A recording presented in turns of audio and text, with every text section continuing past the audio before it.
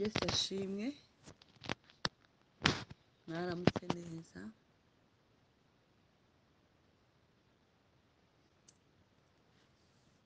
Samedi muba muryamye ndabizi. Samedi muba muruhutse, ariko ni ukuri ibintu byose bifatanyiriza hamwe kutuzanira ibyiza, kandi iyi mibiri yacu tutayihaye kuruhuka nabyo byatuzanira ibindi bibazo.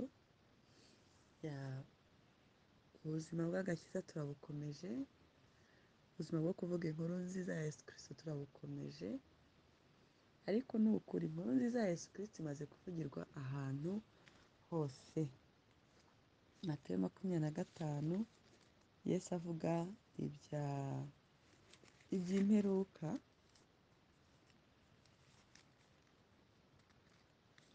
arangije amaze kuvuga ibizaba byose, amaze kubivuga byose mujya muhasoma. Iki cyanditswe iyo ugisomye muri Luka 21 ubona kirimo ibice bitatu, ubonamo ibyabaye, ubonamo ibiri kuba, ubona n'ibizaba. Uzasome Matayo 24 igice cyose, wongere usome Luka 21.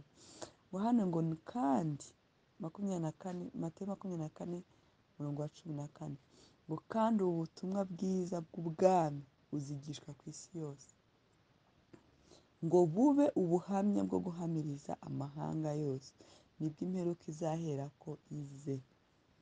YouTube yose iravuga ubutumwa bwiza, nubwo harimo n'abavuga n'ibindi, ariko wasanga wenda ngiye trading zizi wanjye ari z'ubutumwa bwiza. Hanyuma stati zose ziravuga ubutumwa bwiza, imodoka iratambuka ikavuga ngo Yesu arakiza, ukabona handitseho verses ya Bibiliya. So bivuga iki rero? Bivuga ngo nta bundi butumwa bwiza buzigishwa burenze uburi kwigishwa, ngo nibwo imperuka izahera ko ize. Pawulo yigeze kubwira Abakolosayi, arababwira ati ariko sinshaka ko mutamenya n'ibi, ko hazabaho umuzuko w'abapfuye, sibyo? Ati sinshaka ko n'ibi mutabimenya, byose mugomba kubimenya. Ntabwo muri make, ntabwo ashaka ko tuba muri inyo hasi tutamenya ibizaba. So ubutumwa bwiza rero turabukomeje. Hari aho Yesu yigeze avuga ati ariko twicaye mu isoko tubavugiriza imyirongi, iryo jambo yakoresheje.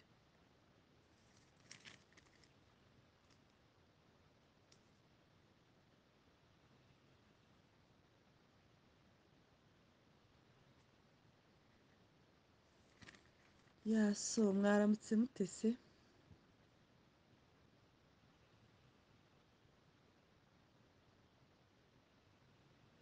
Abakolosayi, Abatesaloniki ba mbere igice cya 4 umurongo wa 13 aravuga ngo ariko bene data, abanza titira avuga ngo kugaruka kwa Kristo n'umuzuko w'abapfuye. Aravuga ngo ariko bene data, ntidushaka yuko mutamenya iby'abasinziriye, mutababara nka ba bandi badafite ibyiringiro. Ubwo twemeye yuko Yesu yapfuye akazuka, ariko twizera yuko Imana izazanana na Yesu abasinziriye muri we. Iki nicyo tubabwira tubibwirijwe n'ijambo ry'Umwami wacu, yuko twebwe abazaba bakiriho basigaye kugeza ku kuza k'Umwami, tutazabanziriza na hato abasinziriye, kuko Umwami ubwe azaza amanutse ava mu ijuru arangurura ijwi rirenga, hamwe n'ijwi rya marayika ukomeye n'impanda y'Imana. Nuko abapfiriye muri Kristo nibo bazabanza kuzuka, maze natwe abazaba bakiriho basigaye duhereko tujyananwe nabo tuzamuwe mu bicu gusanganira Umwami mu kirere, hejuru mu kirere. Nuko rero tuzabana n'Umwami iteka ryose.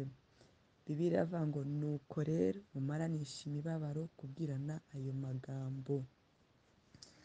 Impamvu ibi byanditswe byagiye byandikwa ni uko iyi si turimo atari iyacu. Niyo mpamvu Pawulo asoza avuga ngo mumaranisha imibabaro kubwirana ayo magambo ni ukubwira abantu ngo mubwire abantu ngo nubwo imibabaro ari myinshi muri iyi si ariko hari igihe ibi byose bizahinduka sibyo bizahinduka niryo rya jambo Petero yabajije umwami Yesu ati ariko abagukurikiye tuzabona iki Yesu aramubwira ngo muzahabwa ibikubye inshuro 100 mukiri muri iyi si muzahabwa ubugingo buhoraho kandi muzacira imiryango 12 y'Abisiraheli turi abanyamugisha ntabwo tuzacira ab'isi imanza wese wacira umuntu urubanza ibyo utazi wacira umuntu urubanza ibyo utazi se ubwamutabamo wajya kuwucamo imanza bibaho ubu wajya ikuzimu ukajya gucaho imanza bazacirwa imanza ukwabo abo ngabo natwe rero tuzacira imanza bivuga ngo mubera hazaba harimo abagiye mu ijuru ariko harimo ibyo batujuje niyo mpamvu hazabaho gucira imanza abera bagenzi bacu imiryango 12 y'iki y'Abisiraheli hari aho Pawulo yigeze abibwira abakorinto arabavuga ati namwe koko ibyo bibananire kandi muzi ko muzacira abera bagenzi banyu imanza aka kantu mukumva gucira abera imanza gucira abera imanza aka kantu nukumva uzajye gusoma amabaruwa Pawulo yandikiye nako Yesu Kristo yandikiye ibyahishuwe arabagaya ariko akabashima ariko akabagaya ati ndagushimira ko rwose wabaye mu isinagoge y'abatubaha Imana ariko nkakugaya iki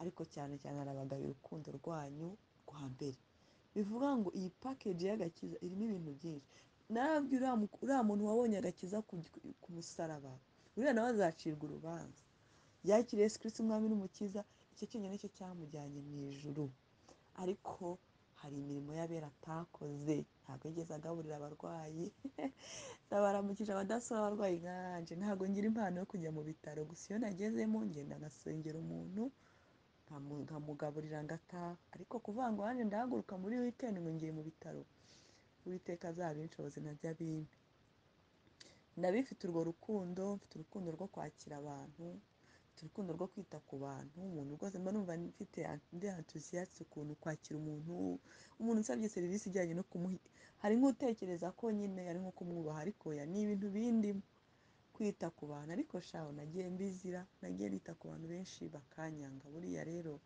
ntabwo ari bo Satani agerageza kubabamo kugira ngo ankomeretse gabanya iyo mpano nakunda gutanga ariko byose byambereye ibibazo barimo abanjyanye mu bapfumu barandegesha mu mafaranga harimo bajyaga bavuga ngo ndabaramukije katubyihorera ibyo ngibyo so hano rero impamvu Pawulo avuga ngo mumaranisha imibabaro ni uko azi ko isi ari imibabaro Yesu ajya kuva mu isi aravuga ngo abo wampaye ubandindire arangije aravuga ngo muhumure nanesheje isi arangije arabibutsa ngo ariko muhumure uri muri mwe aruta cyane uri mubizi ni uko yari azi ko isi ari umuriro arongera anavuga ngo ngiye kwa data kubategurira amazu mwibuke kuri cya kintu ngo muzacira abera imanza nuko hari n'abafite amazu muri buriya bwami ngiye aza kuba adahari nabyo mbibabwiye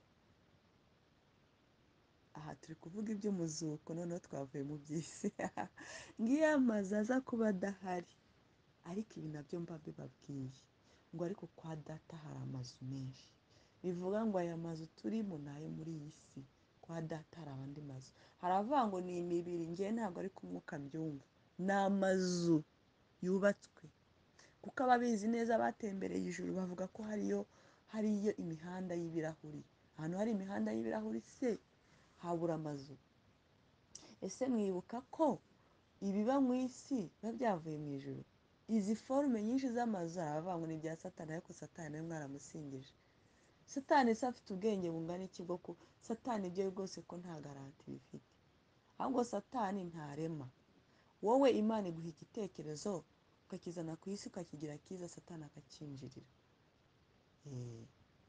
ntagire uzababeshye ngo mega church ni za Satani ubuse nimujya mubona ukuntu za Hillsong zijya muri mega church bakaramya Imana byose Satani abifiteho ubuhe bushobozi Satani cyakora biravuga ngo he is ruling searching for someone to gira gute kugira ngo imurye Eh, satani ntarema, ahubwo satani akuremeramo. Tangira ko atari ko se ati buriya, eh, ati buriya nk'umuntu wazanye ikimansuru rwose satani yaramuremeye. Twatangiye ari utubare dusanzwe, twatangiye ari ahantu abantu bajya kugorobera bakinywera utuyoga twabo bakanezererwa, birangira bazanyemo. Ni ukuvuga ngo satani azana ibihimbano bibi, so ibyo tubyihorere. So hano rero ndagira ngo mubabwire ngo mumaranishe imibabaro kubw'ayo magambo, ngo nubwo iyi si tuyirimo tubabaye, cyane cyane abana b'Imana barababaye. Abana b'Imana barababaye, ntibaniyumvisha neza impamvu ab'isi babayeho neza, ariko biravuga ngo ab'isi ni abahanga kuri iyi ngoma yabo. Uyu munsi rero naje kubasubiza inyuma ho gato. Turajya muri Matayo 21:19, ngo nuko Yesu abwira uwo musore ngo genda ugurisha ibyo utunze byose unkurikire. Sibyo? 19 ngo Yesu aramusubiza ati nushaka kuba utunganye rwose, genda ugurisha ibyo utunze maze uhe abakene, nibwo uzagira ubutunzi mu ijuru. Aha ndashaka kuvuga ngo uhere ko uze unkurikire. Impamvu mbabwiye ko mbasubije inyuma, hari igihe umuntu umwegera ukamubaza bite, se ni byiza, amakuru ni meza, mukaganira ukumva ibintu avuga, ukamubaza usengera hehe. Ndashaka kugira ngo mutandukanye agakiza n'ubutunzi bwo muri iyi si, mubitandukanye. Abantu bahiriwe rwose Imana yahaye umugisha, mwabonye mwagize umugisha wo gutunga, ntaho bihuriye n'ubutunzi bw'agakiza. Kandi mwibuke ikindi, mwana ko ari gufurara, mwibuke ikindi, ntabwo abantu batunze ibintu bifatika muri iyi si aribo bazajya mu ijuru. Kuba utaragira amahirwe yo kubitunga ntibisobanura ko udakijijwe, sibyo? Hari ubwo abantu batekereza bati bavuga ubutumwa buriya byarabacanze, ariko ntabwo turabaka amafaranga, ntabwo turayabaka pe, turakideburuya. Ni ukuri turabyemerewe. Pawulo aravuga ati turabyemerewe. Gusa ubu ngubu ngewe nananirwa kubwira umuntu Imana ko yakugiriye neza nk'imituro. Hari umupasiteri nzi w'umushuti wanjye akunda kuvuga ngo mituro zana icya cumi, mutaranavugana zana ituro, zana icya cumi, ataranagusengera hari igitangaza cyakoretse. Turabyemerewe. Imana ni ukuri. Pawulo yigeze abaza ati se none ko tubahereza iby'umwuka ntabwo namwe mwadutungisha ku by'umubiri? Kuko Imana ntabwo yabiduhaye byose, yaduhaye iby'umwuka ariko ntabwo yaduhaye iby'umubiri. Hari ubwo izabiduha ariko ubu ntabwo irabiduha, sibyo? So hano rero niyo mpamvu nari mbasobanuriye ngo gukizwa ntabwo bihuriye n'ayo mazu waguze, n'ayo mamodoka, n'icyo cyubahiro ufite. Ibyo ni ibintu bibiri bitandukanye, gusa biruzuzanya. Birashoboka ko wabitunga unakijijwe, ariko birashoboka ko aha ngaha mba nshaka kugira ngo mbakuremo konfusiyo yo kuvuga ngo ese ko avuga ubutumwa akaba afite ibibazo binini. Iyo ni imbaraga ya Kristo iri muri njyewe, kandi ni ukuri zantungisha, n'undi wese zamutungisha. Niyo mpamvu ubona ushobora kubona harimo umugore najyaga numva atuye ngo ku Musanze kuri Konkase wacitse amaguru. Ni umugore first of all acitse amaguru, ntashaka kwitungisha, yibera mu rugo iwe, ariko usanga haparitse amajipe yagiye kugira gute ngo abasengere. Urumva ibyo bintu ukuntu ari ubwiru budasanzwe. So hano rero Yesu aravuga ngo maze uhere ko unkurikire, maze uhere ko ugire gute unkurikire. Hari abantu bita ba nyirangeso nziza, bita inyangamugayo. Iyo wumva koroneri yibye, Bibiliya iravuga ngo yagiraga ati, katuhasome gatoya kugira tubyumve. Byakozwe n'intumwa igice cya 10.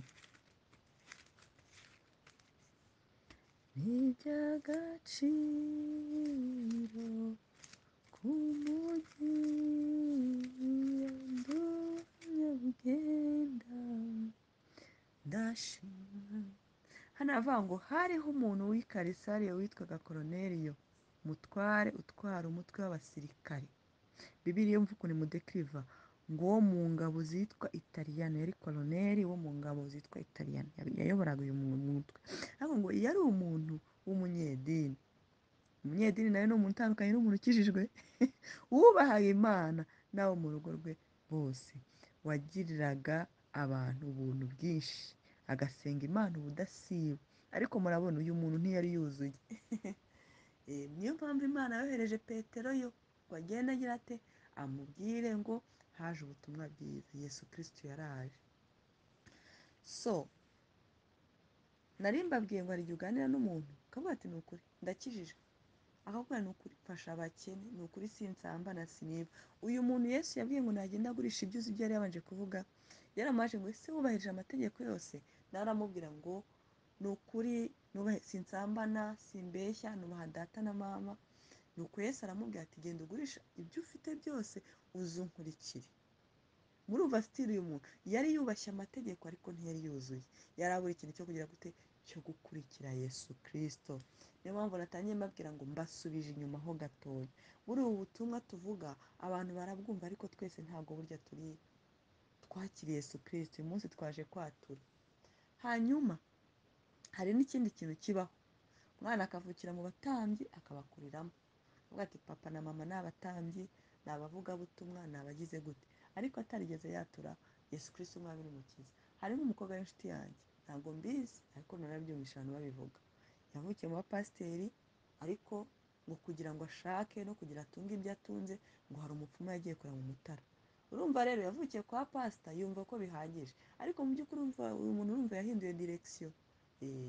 So ijambo rero ravuga ngo ese muzajya gukura Yesu Kristo ikuzimu? ati reka da. Abaroma igice cya 10:9, duhere ku murongo wa 5. ku murongo wa 5 aravuga ngo nyine nk'abo bavuga ngo ba nyirangeso nziza, ngo Mose yanditse ibyo gukiranuka, guhishwa no gukomeza amategeko. ati usohoza kujyanye n'ayo mategeko nk'uriya muhungu w'umutunzi yari afite, azabeshwaho nako. gukiranuka guheshwaho n'amategeko, ugusohoza azabeshwaho nako. nujya mu bintu byo kubaha amategeko uzabeshwaho nayo, ariko azakuvuna kuko nta n'uyubahiriza. kuko habamo amategeko, hakabamo amateka, hakabamo imiziririzo yose, hakabamo ibitambo, hakabamo amaturo, habamo ibintu byinshi. ariko hano ubutumwa bwa Yesu Kristo ni ubutumwa buvuga ngo ariko gukiranuka guheshwa no kwizera kuvuga gutya kuti, ntukibaze uti ninde uzazamuka ngo ajye mu ijuru. hari ukuntu umuntu yicara akavuga ati ibi byaha mbamo nzabivamo bigenze gute, nzakizwa gute, ndarushye, sibyo? ngo ninde uzanga ajye mu ijuru, ngo bisobanura ngo kumanura Kristo, kuzana Kristo mu buzima bwacu. cyangwa uti ninde uzamanuka ikuzimu, bisobanura ngo kuzamura Kristo amukuye mu bapfuye. ngo ahubwo kuvuga kuti gukizwa mu ukuntu byoroshye, usibye ikigorana umunsi wo kugendererwa n'uwo munsi. niyo mpamvu mu Baheburayo havuga ngo isabato ni uyu munsi, ntabwo isabato ari samedi ntimunkubite, ariko isabato ni umunsi winjiriye mu buruhukiro bwa Kristo. mwibuke ubutumwa bwiza muri Matayo yaravuze ngo abarushye n'abaremerewe munsange ndabaruhura, umutwaro wanjye nturemere kandi ndumugwaneza, munyikoreze imitwaro yanyu, mwe kuba mube nge abari nge wikorera ibyanyu. muri Yesaya 61 ari nabyo byanditswe muri Luka 4 aravuga ngo kuko naje kuruhura abarushye, imbohe zibohorwe. so hano aravuga rero ngo ntabwo kubona Kristo bivuga ngo ni iby'imbaraga, ahubwo ni umunsi wo kugendererwa, ariwo munsi w'isabato, ariwo munsi w'uburuhukiro. noneho hano rero ngo ntabwo tuzajya kumuzana mu ijuru, ntituzajya no kumuzana mu bapfuye, ahubwo kuvuga kuti ijambo rirakwegereye, ni ijambo riri mu kanwa kawe ariko ryavuye mu kwemera ko Yesu Kristo ari umwami ngo ndetse riri mu kanwa kawe ngo akanwa ngo no mu mutima wawe niryo jambo ryo kwizera ryo tubabwira riza. Niwatuza akanwa kawe aka kanwa kawe yuko Yesu Kristo ari umwami, ukizera mu mutima wawe yuko Imana yamuzuye, uzakizwa. Ibyo rya jambo yabwiye wa musore w'umutunzi ngo nuko uhereko umurikire.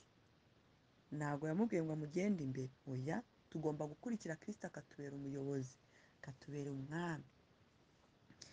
Ngo nuko kuko umutima ari wo umuntu yizeza akabarwaho gukiranuka, kandi akanwa akaba ariko yatuza agakizwa. Kuko ibyanditswe bivuga biti umwizera ntazakorwa n'isoni. Ni ukuvuga ngo umwizera azaba agendeye kuri fondasiyo y'urutare, ntazakorwa n'isoni. Sibyo? Ngo nta tandukaniro ry'umuyuda n'umugiriki, kuko umwami ari umwe wa bose, niwe ubereye abamwambaza bose ubutunzi. Kuko umuntu wese uzambaza izina ry'umwami azakizwa. Ariko barabaza bati ese bamwambaza bate bataramwizera? Kandi bamwizera bate se bataramwumva? Kandi bakumva bate ari ntawe wabibabwirije? Kandi babwirizwa bate nk'uko byanditse ngo mbega uburyo ibirenge by'abavugabutumwa bwiza ari byiza cyane.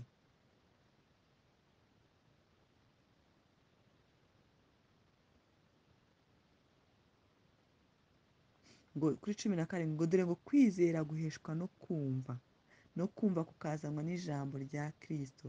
Ariko ndabaza ntibumvise se? Reka turekere aha ngaha, sibyo? Ijambo ry'umwami wacu Yesu Kristo ngo riratwegereye, ni ijambo riri mu kanwa kacu, ni ijambo gusa ryo kuba warumvishe Yesu Kristo. Noneho wagira icyo ukavuga uti ariko mwami Yesu ndakwizeye. Noneho katuza akanwa kawe, mwami Yesu ndakwizeye, ndakwiringiye, umbabarire ibyaha byanjye byose, unkure mu gitabo cy'urupfu, unyandike mu gitabo cy'ubugingo. Ariko Bibiliya avuga mu Bakorinto ngo arabyeza bya byaha burya utawumva ukuyeho gucirwaho urubanza. Wari uzi ko hari ibintu ukora ukagenda mu muhanda ukavuga uti barimo barabireba, kandi ari wowe ubizi ku giti cyawe? Ese buriya abantu banzi nkora bya bindi, abantu banzi ndi wa muntu, abantu banzi ndi umusambanyi, abantu banzi niba, abantu banzi mbeshya, abantu banzi ndi umwesikoro, ariko ibyo byose umwami Yesu azana amazi akoza n'amaraso ye, nawe ukumva nta n'ibikikuriho. Benshi bari bazi ko nkiri wa wundi, abandi bari bazi ko nkikora ibya kera, ariko reka mbabwire narahindutse, yangiriye neza ampa izina rishya. Umwami Yesu amuha izina rishya, sibyo? Izina rigize gute? Rishya. Ndashima Uwiteka ko amazina yacu yayahishe, ntabwo yayatubwiye. Izina yaduhaye ntabwo yaritubwiye, tuzarimenya tugeze mu ijuru. Ariko ni izina ryiza ry'icyubahiro, yaduha izina ryiza rituma ntawongera kuducishamo ijisho. Ngo urababarirwa ni ukuri, usengeye sinabayeho nkora ibyaha byinshi, ariko si ubu wabimbaza? Nta naho duhuriye. Naho duhuriye. Noneho hari n'ukuntu Imana igenda ikuramo bimwe na bimwe ikabikuramo bikagira. Ibyo ukora na nyuma warakijijwe byo si ibyaha, ahubwo ni amakosa y'uko utarahindukira, uri muri transformation. Ariko uyu munsi twaje kuvuga umusaraba, twaje kuvuga ngo kugera ku musaraba. Filime y'umukristo mugenzi ageze ku musaraba, wa mutwaro yari yikoreye arawuta. Ubutaha tuzavuga gukomeza urugendo rwo kwezwa, kuko iyo uvuye ku musaraba wakiriye Yesu Kristo nk'umwami n'umukiza, ukomeza urugendo rwo kwezwa. Musubiremo aya magambo, abumva ko bemejwe n'uko batarakizwa, bari ba ngeso nziza, bantungane, ba nyangamugayo, twavukiye kwa pasita, twavukiye ku babyeyi basenga, n'abandi ariko bari basanzwe batazi Imana. ngo mwami Yesu Kristo, uyu munsi ndakwizeye, mbabarira ibyaha byanjye, ibya kera byose biribagiranye, ukure izina ryanjye mu gitabo cy'urupfu, unyandike mu gitabo cy'ubugingo. Mbaye umuragwa w'amasezerano, mpindutse icyaremwe gishya mu izina rya Yesu Kristo. Maze abera bose tuvuge tuti amashyi, twakiriye umwana w'Imana. Uri umuragwa w'amasezerano, uhawe ubugingo buhoraho, urugendo rukurikiyeho n'ubwo kwezwa. Iyo wakiriye Yesu Kristo umwami n'umukiza, ushaka itorero usengeramo. Nta mwana utagira urugo arererwamo. Uzaze muri iri ryacu rya Zero Foundation, umwami Imana naduha amaboko tuzatangiza icyumba vuba. Kabiri, niba ubishaka, ariko niba umwuka hakuyobora, kuko buriya hari igihe twibeshya ngo abakristu baze, nibyo baze bakizwe banicare batuze, ariko semye kujya aho umwuka kuyoboye, aho ujya gukora umurimo, aho ujya kugira umumaro, aho ujya kwandikisha imirimo yawe. Kuko ntabwo twese twahamagariwe ibintu bimwe. Ufite umwuka w'ubuhanuzi, ni byiza kujya mu itorero ry'umuhanuzi ukarikuza, cyangwa se ukajya mu itorero ry'umuntu udafite ubuhanuzi kugira uhabere inkingi y'ubuhanuzi. Ufite umwuka wa discernation, ariko discernation y'abakozi b'Imana benshi bagomba kuba bayifite, kuko ni umwuka urinda itorero. Ufite umwuka wenda wo gufasha, ufite Imana yaguhaye, babita guti aba financial of God's kingdom, sinzi ukuntu babita. Urawufite, ufite ubushobozi bwo gufasha, ufite n'ubuntu. Imana ikuyobore mu itorero rikeneye ubufasha, rikeneye kugura intebe, rikeneye ibyuma, rikeneye. Ufite umwuka wenda wo kwita, wo gukora amasuku. Nta torero ritabagira, ariko menye ko hari n'abatorero rikoresha amakampani. Byose ni byiza. So rero ntitukayobe ngo tuve ngo ubwo Angel ari inshuti yanjye, ubwo hari abakora ibitangaza. Baza umwuka wera kuyobore. So rero niba wakiriye Yesu Kristo umwami n'umukiza, ukeneye kugira itorero. Nta nubwo tukubujije kujya muri Eglise Catholique, nta nubwo tukubujije kujya mu Basilamu. Ngicyo gihe ahantu hose hazaba harabwirijwe ubutumwa bwiza, nabibabwiye. Kuko Yesu ibyo ntabireba. Yesu arimo arashaka intama yazimiye. Ahantu hose rero hagomba kuboneka umwambasaderi. Kuba ugiye hari umwuka hakuyoboye, ntabwo akubwiye ngo ugiye kwicara muri ya ntebe ujye uyisazisha, akohereje kujya gukora umurimo. Mwabyumvishe? Ni ugushaka itorero, ugashaka Bibiliya, ukagira n'umuryango wa serire ujyamo, kugira ngo ubashe gukura mu mwuka. Uvuye ku musaraba, ugiye gukomeza urugendo rwo kwezwa rujya mu ijuru. Weekend nziza rero. Iki cyigishwa nifuje kugitanga muri weekend, umwuka kimwe muri gitondo, ariko numva ni cyiza, kuko uza kucyumva araza kucyumva atari kuvuga ngo reka nambare vange mu kazi. Oya, aracyumva atuje, sibyo? Aracyumva agize ati atuje. Kandi natwe twakijijwe, ntiturangare ngo tutagwa. Ubu turi mu rugendo rwo gusiganwa, ngo hari tutagaragara ko tugize gute, tutemewe. Turababarisha umubiri wacu, turawubabarisha kugira ngo tutagaragara ko tutemewe. Iyi si tubona ni iy'umubiri, ariko hari indi si y'umwuka nayo itureba, idusaba gukiranuka, tukaba ambasaderi muri iyi si, tukazabazwa imbere. Harantu mwabyuje dutangira, abera bazacira abandi bera imanza. Tuzajye duhora twiteguye izo manza. Ijuru tuzarijyamo, ariko ntibihagije. Byababazwa abandi bazatura mu ma etaje, wowe uzatura mu nzu y'ibyatsi. Nta nzu z'ibyatsi zaba mu ijuru. So nifuje gutanga isengesho rimeze gute. Umuntu wese afata ahantu ababara. Mwami Yesu Kristo, ndagushimiye kuba iki gitondo cyiza uduhaye. Ushimwe kandi uhabwe icyubahiro, kandi tugushimiye uburinzi n'imbaraga ukomeza kudushyiraho. Ni ukuri ejo hari abapfuye, hari impanuka zatwaye, hari abaryamye bagapfa, hari abapfuye mu buryo butandukanye, ariko twabo ntiturimo. Turakomeje urugendo, turakomeje kubabaza imibiri yacu kugira ngo tugendane nawe. So uyu munsi rero turagushimiye ko waduhaye, waduhaye kubyuka, kandi turagushimiye ko uturemeye. None mu izina rya Yesu Kristo nohereje ijambo rikiza, ribohora ku muntu wese n'aho ababara. Ubabara umutwe ahafate, yakire gukira mu izina rya Yesu Kristo. Ubabara mu nda n'ahafate, ntiyakire gukira mu izina rya Yesu Kristo. urwaye amaso ntiyakire gukira, ufite amaraso arwaye dohereza amaraso mashya, amaraso mazima, yakire amaraso mazima mu izina rya Yesu Kristo.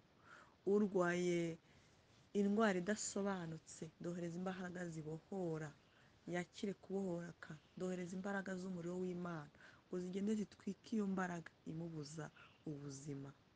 Buri wese naho ababara ntiyakire gukira, abarwaye amakanseri ntibakire gukira, nakire gukira mu izina rya Yesu Kristo.